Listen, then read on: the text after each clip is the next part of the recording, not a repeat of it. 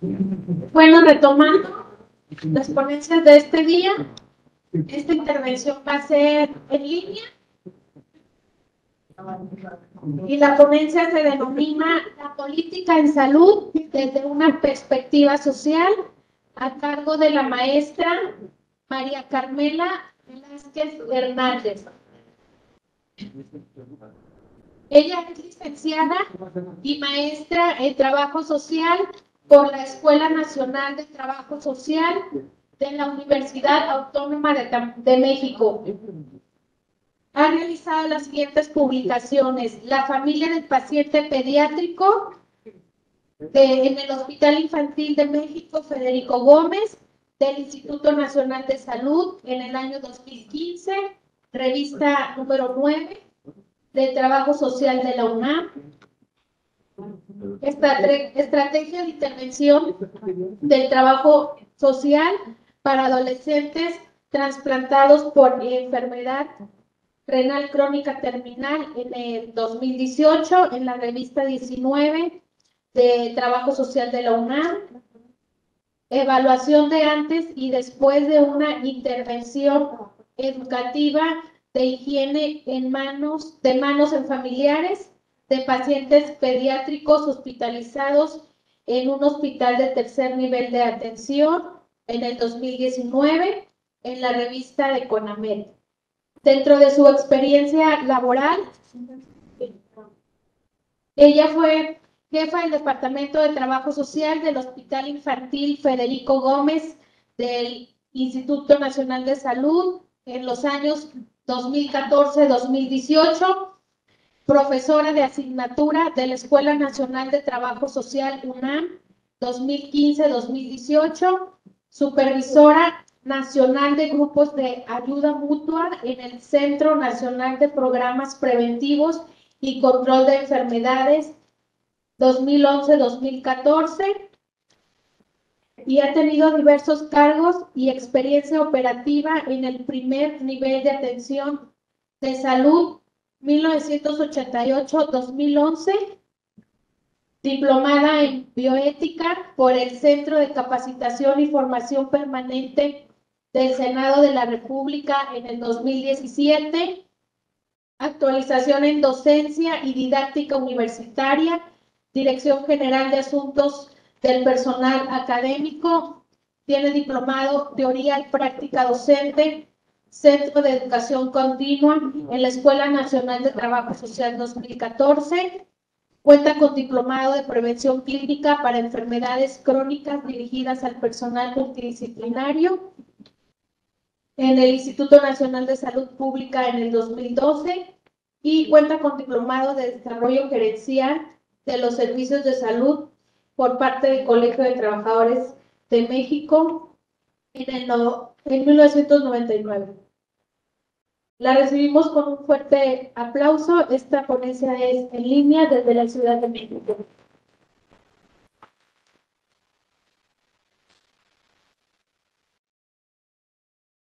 Hola, muy buenas tardes. ¿Sí me escuchan? Sí, buenas tardes, maestra. Ok.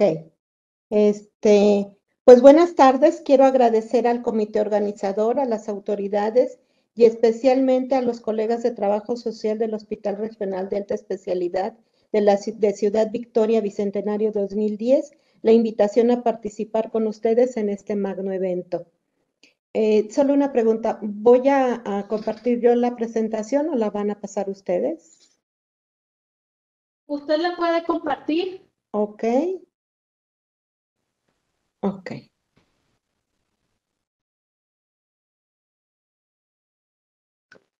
Bien. La primera, por favor.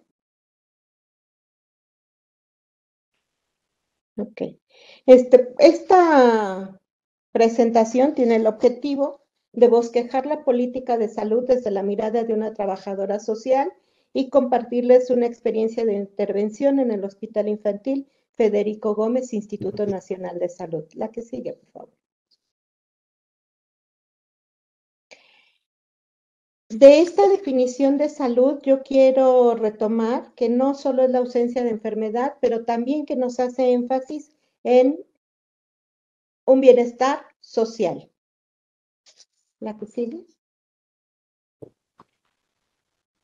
Dentro de las ciencias sociales hay diferentes paradigmas para explicar lo que pasa en la realidad social y nosotros vamos a hacer un rápido repaso por estos dos paradigmas, la teoría del consenso y la teoría del conflicto.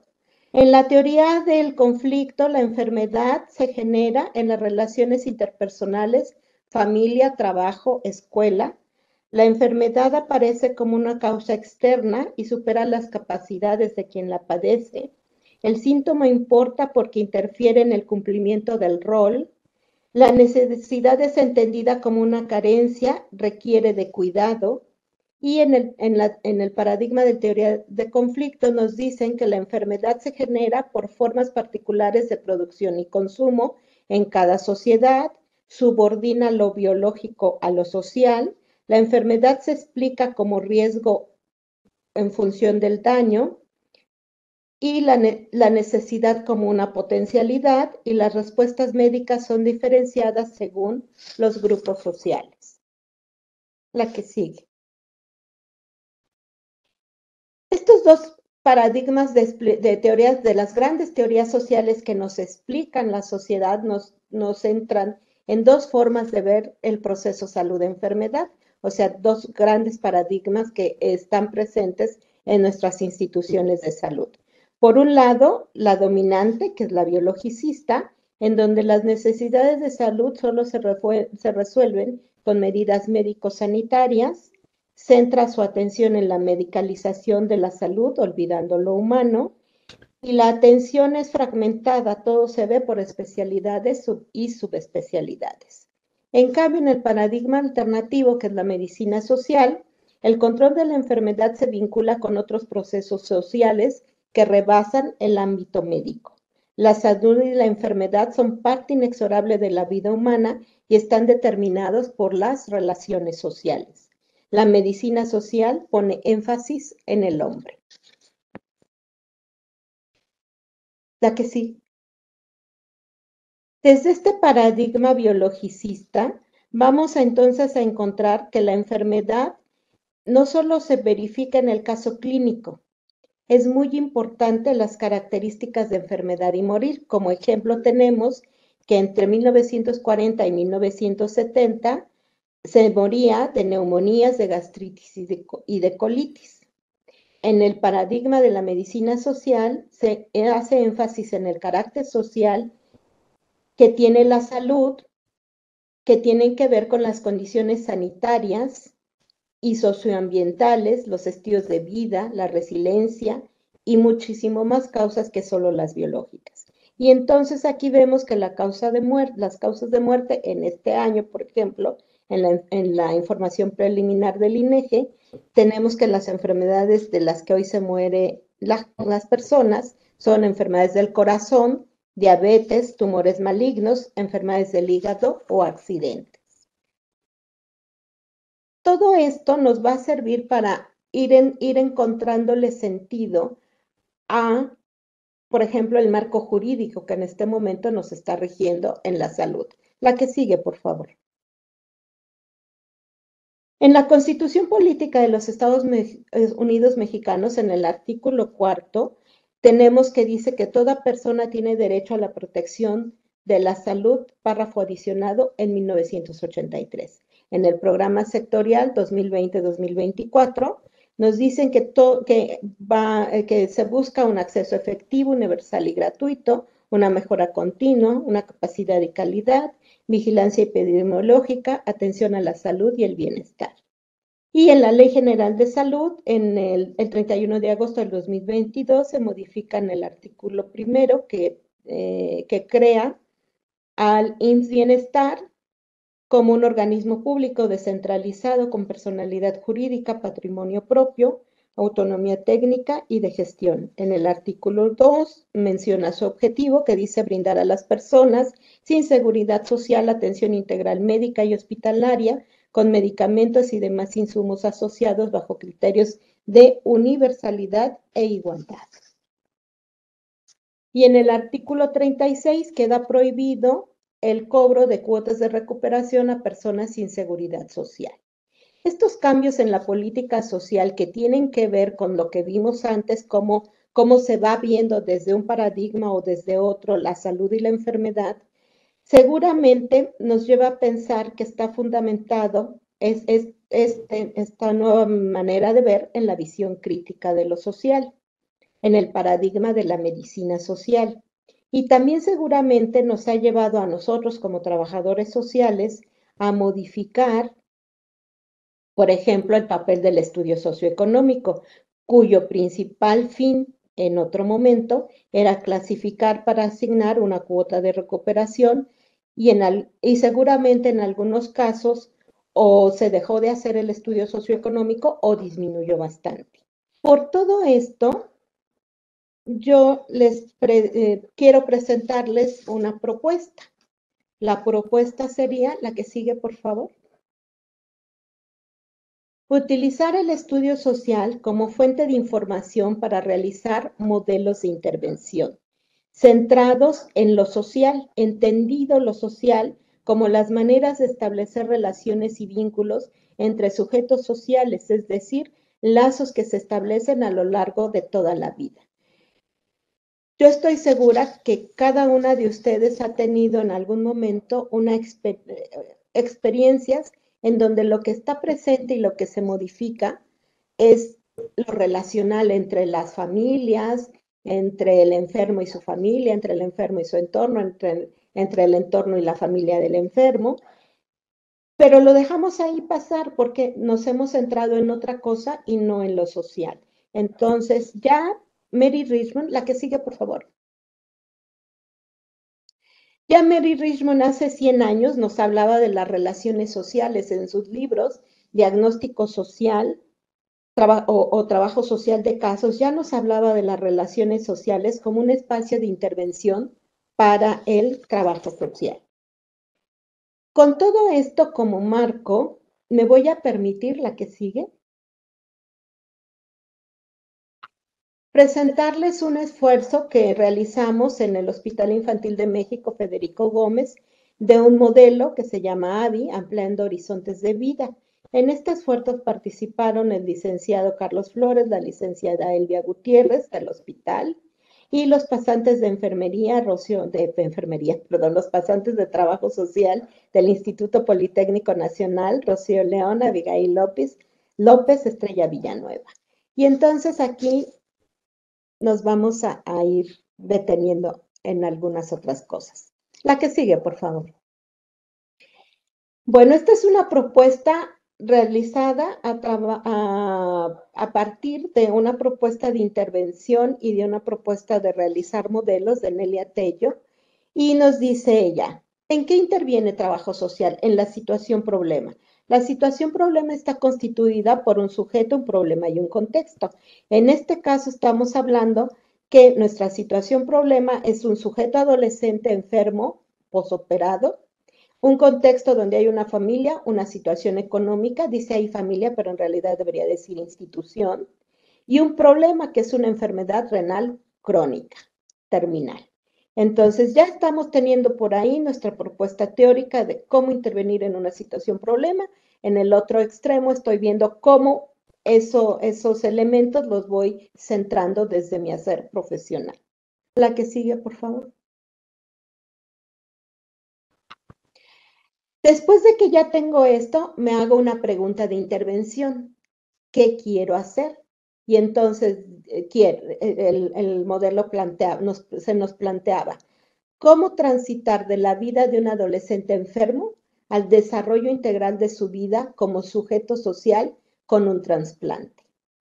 Y hay una pregunta de investigación que se subordina a la pregunta de intervención, que es cómo reforzar las relaciones sociales, afectivas y funcionales que permitan llevar a la familia y al paciente adolescente atendido como posoperado de una codependencia y exclusión a una autonomía e inclusión. La que sigue. Y para eso realizamos un diagnóstico social y utilizamos esta elaboración, estos pasos para su elaboración. Si alguien del público me quisiera ayudar a irlos mencionando, por favor.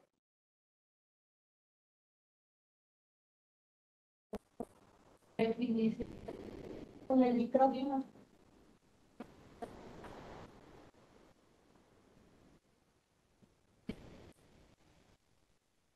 Número 1, definición del universo de estudio.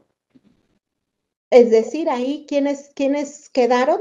Pues nuestros adolescentes, ¿verdad? El siguiente. Revisión bibliográfica acerca de la situación problema. Ok, teníamos que ver qué había en relación a la parte orgánica, que era el trasplante y la enfermedad como tal, pero también teníamos que buscar qué pasaba con las familias, qué pasaba con los adolescentes. Ok, la que sigue. Revisión de expedientes para la construcción de base de datos, con ello elaborar un perfil social de los sujetos de intervención y su familia.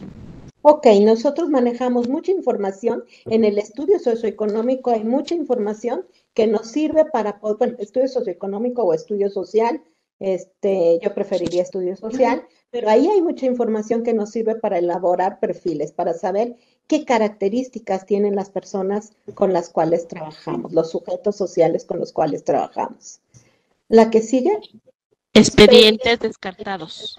O sea, hubo expedientes que revisamos que no tenían la información completa y que los tuvimos que descartar. La siguiente.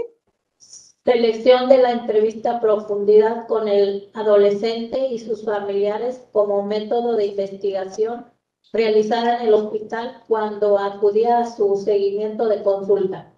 O sea, ya utilizamos la primera información que teníamos, que era procedente del estudio social, y teníamos que profundizar, y entonces utilizamos una técnica que es muy importante para las trabajadoras sociales y que usamos con mucha frecuencia. ¿Qué característica tenía? Tenía que ser profunda, tenía que ir más allá de lo aparente. La siguiente. Construcción de la estructura de la entrevista. Construimos nuestra entrevista, hicimos nuestra guía. La siguiente. Construcción de matriz para el vaciado de datos. La siguiente. Cualitativo de los datos obtenidos. Y la siguiente. Elaboración de la conclusión diagnóstica. Ok, ese fue el proceso que realizamos y a partir de ahí, la que sigue. Ya son 9. Llegamos a una conclusión diagnóstica y les voy a pedir que me ayuden. Esta sí la vamos a leer, nada más rapidito para que nos alcancemos a ver todo, pero sí les voy a pedir que la leamos toda porque esto fue no solo los descubrimientos que hicimos, sino cómo fuimos vinculando nuestro saber teórico con todas las situaciones que íbamos encontrando. Por eso se llama conclusión diagnóstica. Esto fue los hallazgos a los que llegamos a partir de la revisión de los estudios sociales y las entrevistas de profundidad. Entonces, si me ayuda el público, por favor. Conclusión diagnóstica: adolescentes con RT pertenecientes a familias con enormes carencias económicas, socioculturales, afectivas. En su gran mayoría viven en el Estado de México o son de otras partes del interior del país, lo que los lleva a ocupar mucho tiempo y dinero para asistir al hospital. Es decir, carecen de capital social y económico para hacer frente a la enfermedad renal terminal. La atención al sujeto con RT está centrada en el problema biológico, específicamente en el riñón, no solo por parte del médico, sino de todos los profesionales que lo tratan, incluidos familiares. Adicionalmente, las preocupaciones de la familia y del cuidador se relacionan con las formas de sobrevivencia familiar en la nueva situación, lo que tensa las relaciones intrafamiliares, es decir, el principio lo excluye al enfermo como sujeto de la dinámica familiar, aunque el objeto centro de ella sea su enfermedad. El sujeto enfermo no maneja un conocimiento claro, preciso, fundado de lo que le sucede y carece de comprensión de las implicaciones para su funcionalidad básica, su socialización, cuidado y su significado para el resto de su vida. La espera del trasplante, la determinación del donador, el trasplante, son procesos que generan incertidumbre, ansiedad, necesidades, rupturas, gran desgaste relacional, emocional y económico. En general, el sujeto enfermo lo vive como espectador, ya que él no participa en la toma de decisiones. Aquí, por ejemplo, si nos regresamos antes de pasar a la otra. Aquí, por ejemplo, nos encontrábamos que cuando platicábamos con los adolescentes, nos platicaban, nos decían, pues sí, es que le dan la información médica a mi mamá, a mi papá, a mi familia, y pareciera que yo no existo, o sea, a mí no me explican. ¿Por qué? Porque se cree que no tienen la suficiente madurez como para comprender lo que les está pasando, y si son más pequeños, pues peor todavía, ¿no? Entonces, y si recordamos lo que vimos al principio de los modelos de explicación desde las ciencias sociales o los paradigmas imperantes en la salud, pues vemos cómo se centra la atención en cuidar el riñón, por ejemplo. Hacemos intervenciones muy destacadas, por ejemplo, para ir y revisar que el espacio físico donde van a estar los muchachos después de su trasplante, pues reúna todas las condiciones de higiene, de salud, que las paredes estén bien, que los techos sean de concreto, que tenga un baño propio, que no lo tenga que compartir con nadie más. Y todo, ¿por qué? Porque lo que estamos cuidando es que el trasplante sea exitoso, que el riñón, que el cuerpo acepte ese riñón que va a ser trasplantado. Pero nos olvidamos de la persona a la cual le van a trasplantar ese riñón. Y nos olvidamos de esa personita que cuando está en su proceso de enfermedad, le enseñan a tomar poquita agua porque no la puede procesar por la situación que tiene, y después de que ya tiene su trasplante y ya es exitoso, ahora le exigimos que tome mucha agua, cuando lo mantuvimos años limitado. Los chicos decían que sí tenían amigos cuando íbamos más atrás, más a fondo, los amigos eran, pues en realidad los compañeritos del hospital, porque los amigos que nos relataban eran sus compañeritos de cuando habían ido a la escuela, pero los cuales ya no veían en el momento en el que los estábamos entrevistando. Entonces nos olvidamos, y ahí está centrado el paradigma biologicista. Nos centramos en lo biológico y nos olvidamos de lo social, nos olvidamos de lo relacional. Y podemos tener un trasplante exitoso médicamente, pero no tan exitoso socialmente. Y las trabajadoras sociales, es muy importante que nos centremos en lo social, que traigamos a la mesa de discusión cuando se discuten estos casos, toda la parte social que está rodeando a esa enfermedad. Ahora sí, la que sigue, y si me ayuda alguien más a ver, porque es la siguiente parte de la conclusión diagnóstica.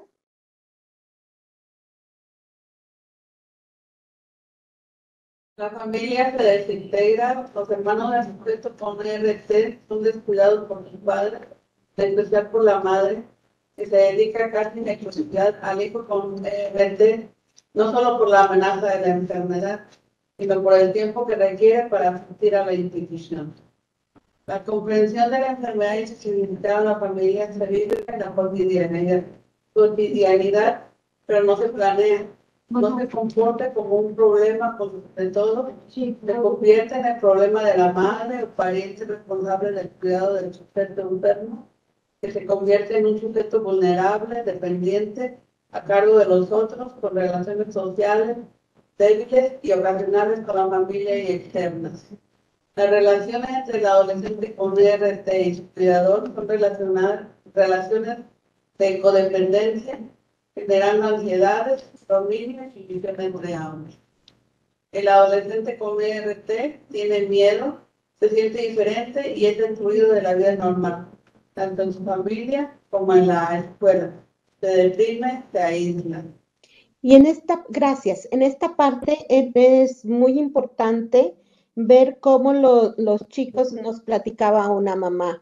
Es que pues ya le hicieron el trasplante, fue todo un éxito, ya le permitieron salir del cuarto de aislamiento, pero nos sentamos a comer, permanece con nosotros escasos 10 minutos, toma su plato y se regresa a su cuarto.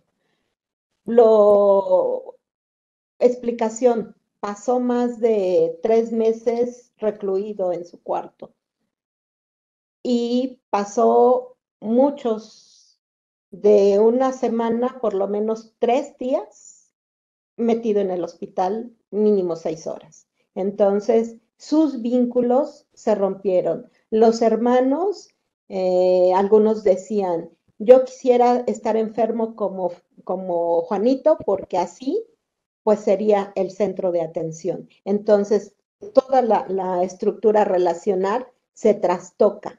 Y este es un ejemplo de un padecimiento, pero seguramente si pensamos en los casos que ustedes tienen como hospital de alta especialidad, pues se trastocan más todavía porque quienes están ahí, pues son los responsables de la familia.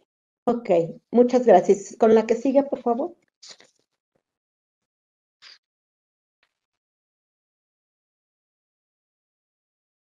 Entonces tenemos sujetos sociales. ¿Qué vamos a hacer? Ya tenemos toda esta información. ¿Qué vamos a hacer? Una construcción conceptual del cambio. Tengo mi situación problema, es decir, cómo estoy, y tengo mi cambio social, a qué quiero llegar. Y ahí, entrelazado entre todo esto, tenemos las relaciones sociales, cómo están y hacia dónde las quiero resignificar. Entonces, si alguien me ayuda rapidísimo a leerlo. Sujetos sociales, adolescentes con enfermedad renal crónica terminal y con trasplantados. La situación problema, ¿cómo estoy? Dependiente, sobreprotegido por su enfermedad y los poderes que requiere, excluido socialmente, alejar la escuela para recibir tratamiento, con miedo, preocupación, deseos de morir, sin información y comprensión de su padecimiento, con ruptura de las relaciones con hermanos, es el centro de la atención de los adultos responsables. Las relaciones sociales, negación, competencia, exclusión, incomprensión, dependencia. Cambio social. ¿A qué quiero llegar? Autónomo, protegido, incluido, con aceptación y manejo de las emociones, informado y con comprensión de su enfermedad, con restablecimiento de relaciones con sus hermanos. Resignificación de las relaciones, aceptación, cooperación, inclusión, comprensión, autonomía. Ok, entonces vamos. ¿Hacia dónde quiero ir de un adolescente con enfermedad renal crónica terminal, post-trasplantado, a un adolescente que se acepte, que coopere, que se incluya y que tenga comprensión y autonomía? O sea, sus relaciones sociales van de la negación a la aceptación, de la competencia a la cooperación, de la exclusión a la inclusión, de la incomprensión a la comprensión y de la dependencia a la autonomía. Eso es lo que vamos a ir construyendo. La que sigue, por favor.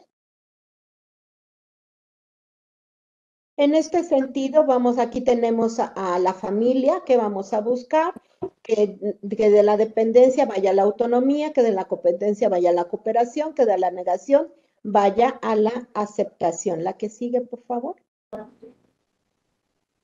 La institución, que es centrada en el tratamiento biológico del adolescente con las relaciones sociales desintegradas, vaya hacia, centrada en la complejidad de la atención del adolescente enfermo y hacia la integración de esas relaciones. O sea, tenemos que trabajar en las 3 esferas, el sujeto, la familia y la institución. La que sigue, por favor. Entonces, de un adolescente con enfermedad renal crónica terminal, vulnerable y dependiente, voy a querer llegar a tener un adolescente con enfermedad renal crónica, autónomo y responsable. Para eso voy a necesitar apoyo e integración familiar, que se haga responsable de sí y desarrollar sus habilidades sociales. La que sigue. Y para esto, pues vamos a utilizar la espiral del cambio, que es la reconceptualización del problema. ¿Qué voy a hacer? Y entonces, si me ayuda alguien, así ahora, antes de que me ayuden a la lectura, les voy a platicar que por qué son una espiral. Porque vamos a encontrar, no quiere decir que se van a presentar en ese orden, quiere decir que a veces estamos abajo y a veces vamos a estar en medio y a veces vamos a estar arriba y así se va a ir dando en altibajos esa relación, es decir, en un movimiento de espiral. Pero queremos llegar siempre a un sujeto enfermo, pero un sujeto, o sea, alguien que se vuelve responsable de sí mismo. Si me ayudan a darle lectura a los abuelitos, por favor. Adolescente con RCT vulnerable dependiente. Conoce sobre su enfermedad. Conoce sobre los procedimientos. Comprende su estado. Inicia aceptación de la enfermedad, riesgos y posibilidades. Sujeto enfermo de ERCT. Es decir, de un adolescente, simple adolescente, lo convertimos en un sujeto social. Y lo vamos a lograr a través de ir haciendo esas intervenciones que están señaladas en los demás circulitos. ¿La que sigue?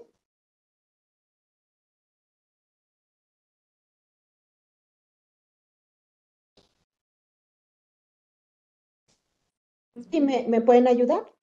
Sujeto enfermo. Enfermedad RCT, problema familiar. Fortalecimiento de vínculos familiares. Participación de todos los miembros. Resignificación de roles y compromisos basados en el afecto. Integración y apoyo familiar. Responsable de sí. Ok. La que sigue, por favor. Desarrollo de habilidades sociales. Diálogo, discusión, aceptación, límites, fortalezas personales y grupales. Reconocimiento de la diversidad. Participación colectiva y responsabilidad conjunta. Resignificación de roles y compromisos basados en el afecto. Adolescente trasplantado, autónomo, responsable. Gracias. Es decir, mi propuesta es que lo que tenemos que hacer los trabajadores sociales es regresar a nuestro techo de intervención, que es lo social. Si nosotros nos centramos en lo social, tenemos mucho que decir, tenemos mucho que hacer y seguramente vamos a brillar más de lo que ya brillamos, porque nos vamos a centrar en lo que realmente somos, una disciplina basada en el conocimiento científico que interviene en lo social. La que sigue. La que sigue. Gracias. Este es mi correo. Si ustedes quisieran incursionar en aplicar un modelo o esta manera de hacer modelos, con muchísimo gusto pudieran contactarme. Es una experiencia que trabajamos en el hospital y pues dejo el micrófono para ustedes por si tienen alguna pregunta, algún comentario que realizar. Agradecemos la participación de la maestra María Carmela. ¿Alguien tendrá alguna pregunta, algún comentario? Bueno, pues muchas gracias, maestra, por haber aceptado la invitación a participar en estas jornadas y estamos pendientes de mandarle su constancia de participación hasta la Ciudad de México. Ok, muchísimas gracias. ¿Nadie tiene ninguna duda?